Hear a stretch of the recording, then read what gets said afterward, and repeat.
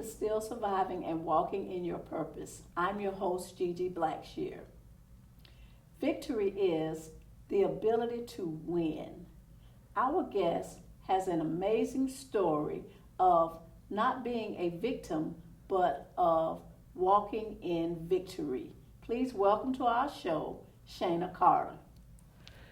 Shanna, welcome. Thank you for having me. Shanna, please tell our audience, who is Shanna Carter? I would say I am a overcomer, a survivor, and a victor. I love those words.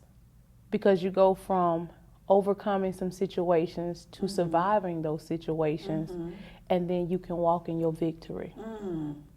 So that sums up who I am because of all the things that I've had to endure, not just through living, but just my mere existence was a place of having to overcome and survive and walk in victory. Oh, wow. Oh, wow. And those are such powerful words. You know, you talk about being able to survive and to go through the struggles and the challenges to get to that place of victory. Tell us some of the things that you've had to go through. The first thing was being able to find my identity. As I said, just my mere existence in this world started off, well, who am I? I found out when I was 17 who my real father was. And when you don't know for sure as a kid who your parent is, and once you find out, for me, it was a lot of issues because I don't have two bloodlines, I have one. So understanding that was a devastation of, wow, what identity do I have? And as a kid, having a family member take advantage of you and you are a victim of molestation, then you're still like, who am I? Because why would this person do these type of things to me? Who am I? Who's here for me? Who should I be? So that was one of the things of finding the identity that belongs to me. And while trying to find that, I was finding that in other people. So every person that I was attached to, okay, let me see if that's who I will find out who I am. Let them tell me who I am. Let them tell me who I am. Yeah.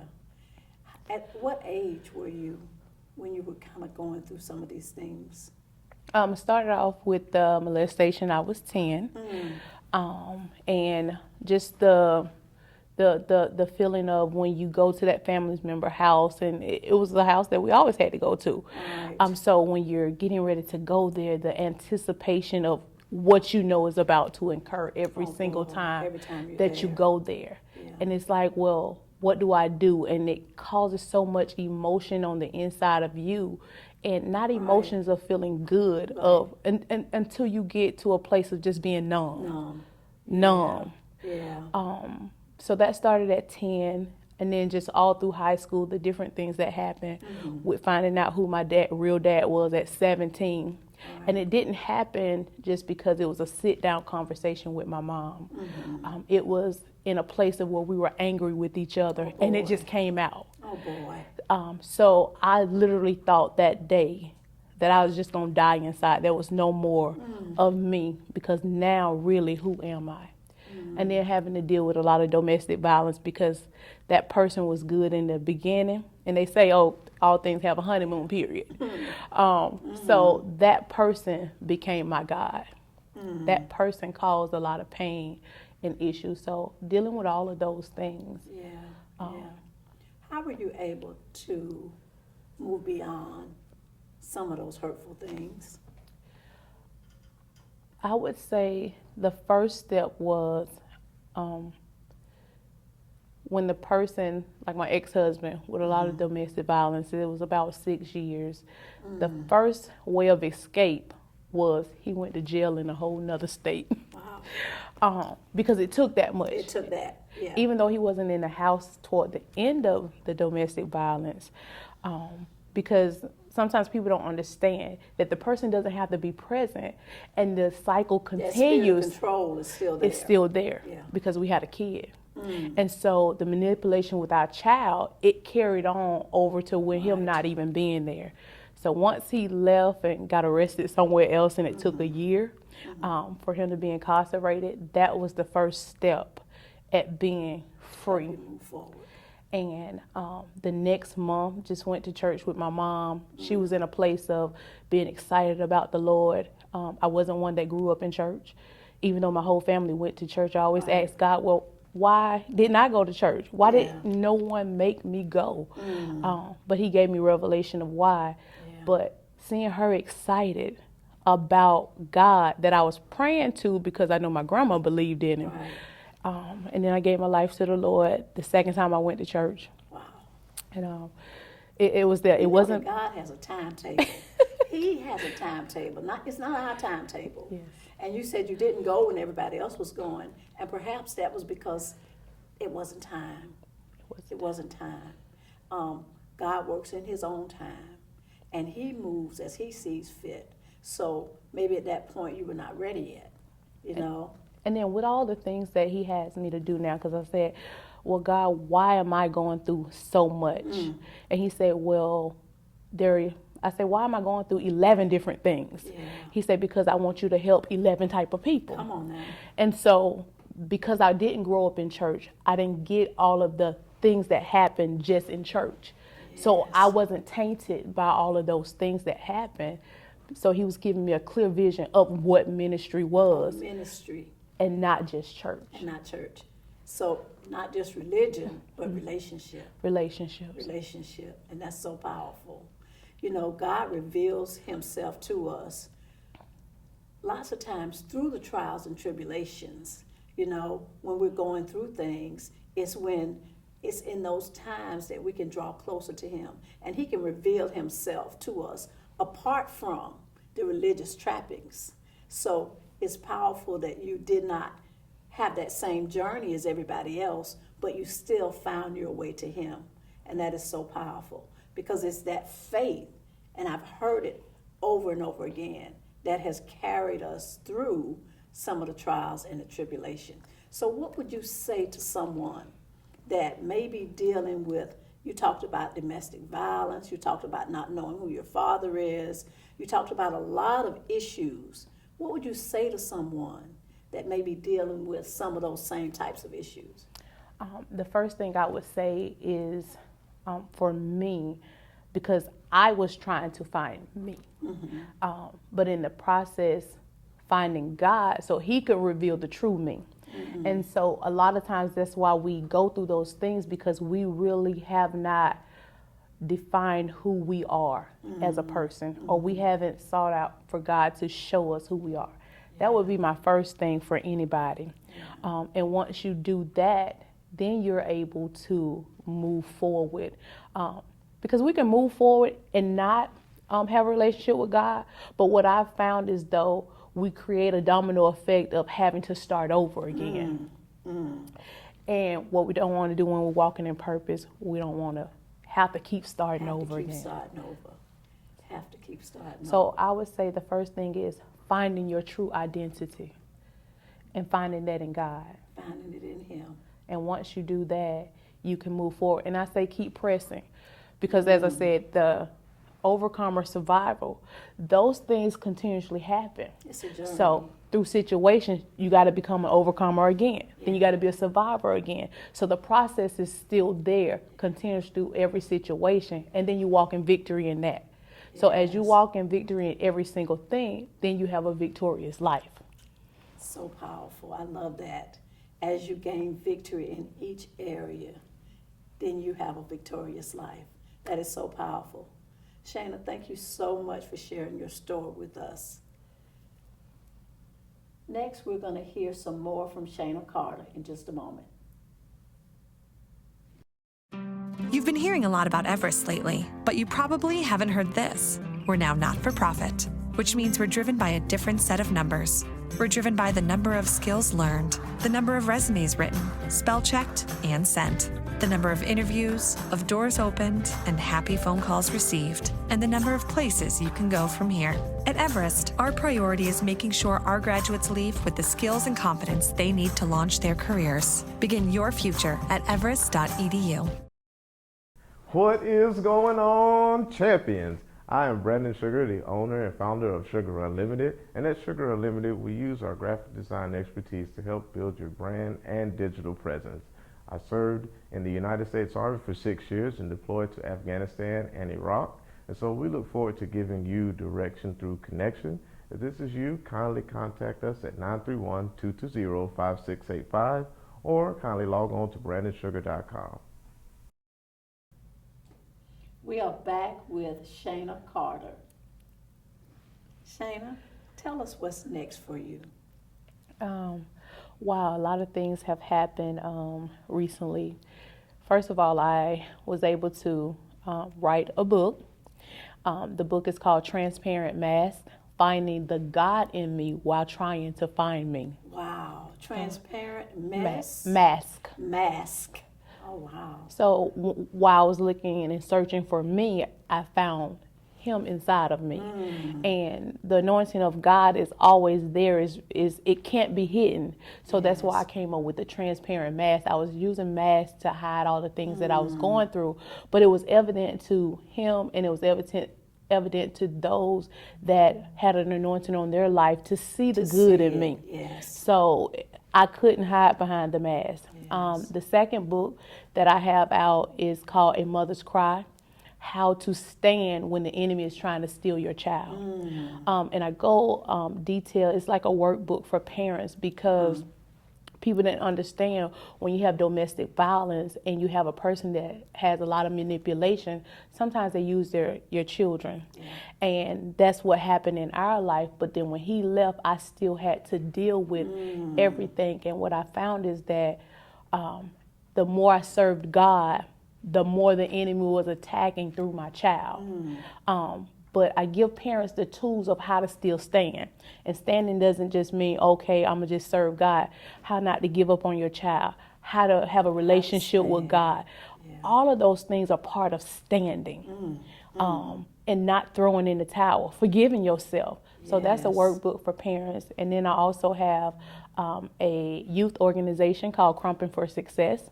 Wow. And I created that because there are a lot of people with at-risk children. And we have a lot of programs that say they deal with at-risk children, but once the children are working their nerves, then they're ready to put them out. So do we really deal with at-risk children? So my organization does that, teaching youth entrepreneurship. Because it takes a special anointing, too, to do that, to deal with some of the issues and some of the challenges that those children have. And we focus on all of those, plus entrepreneurship and training for our young people that are in situations, or children that was just like my daughter. Yes. So that's what I have, and then I do a lot of motivational speaking through my company, Purpose Motivated Life. Purpose Motivated Life. I love that. So I'm here to motivate you in whatever your purpose is. That's wonderful. It sounds like you have taken all of the things that you've gone through and turned those things on their head in order to use them to help somebody else. And that's really what it's about. It's about taking the things that we go through and survive and then using those things to help somebody else. Because if God allowed us to survive, then we know that that wasn't for us. Right. It was for us to help somebody else.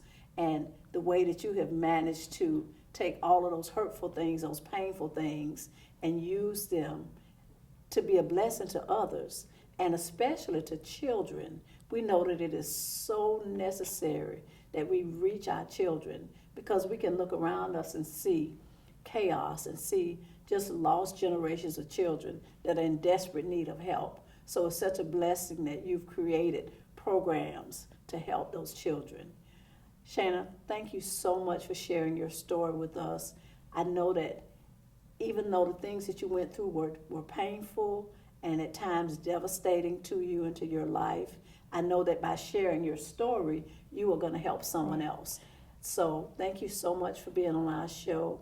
I look forward to seeing and hearing more great things from Shanna Carter. And they definitely can get the book, Transparent Mask, because I go into detail about who my parent was. Okay. And so really to help people that are in that situation, because that is a a type of situation that we don't deal with, that I go into the book and actually talk about. More details in the book. Yes. More details.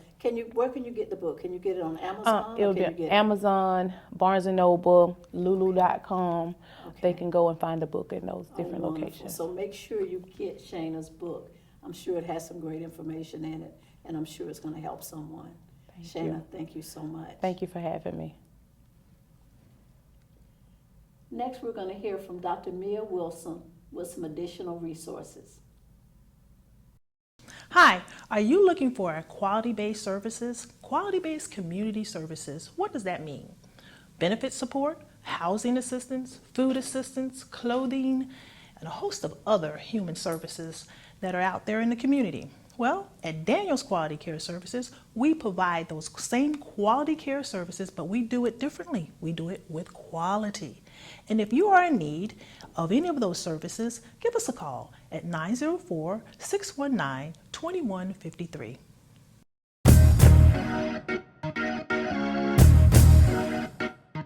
The vision of LOL Jax is to create a platform for our local filmmakers, actors and actresses, and stand-up comedians to showcase their short films and talent.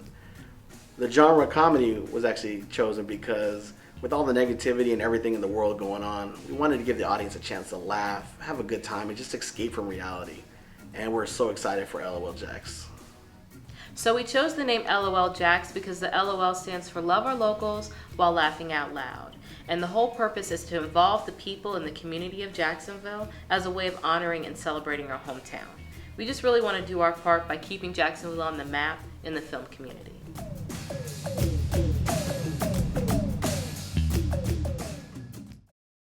Welcome back to our show. We have Dr. Mia Wilson via telephone. Dr. Wilson, welcome back. Thank you.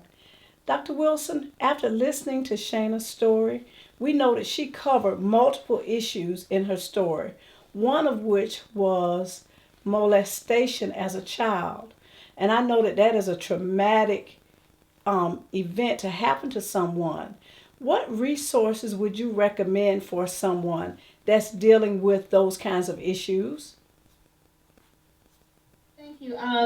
That's really one of those situations where it becomes to be very touchy, and a lot of, and sometimes families, that could be the family secret. And she did touch on multiple things: finding herself, domestic violence, and a lot of times molestation as a child, it can manifest itself to finding myself in domestic violence situations because it's still in the realm of abuse and control. Not saying that happens all the time, but sometimes that can happen. I would definitely highly recommend counseling for somebody who is going through that. They have the Women's Center here in Jacksonville where they look at, they do a lot of group therapy. They have Hubbard House that also do a lot of group therapy for women who have been abused, especially in domestic violence situations.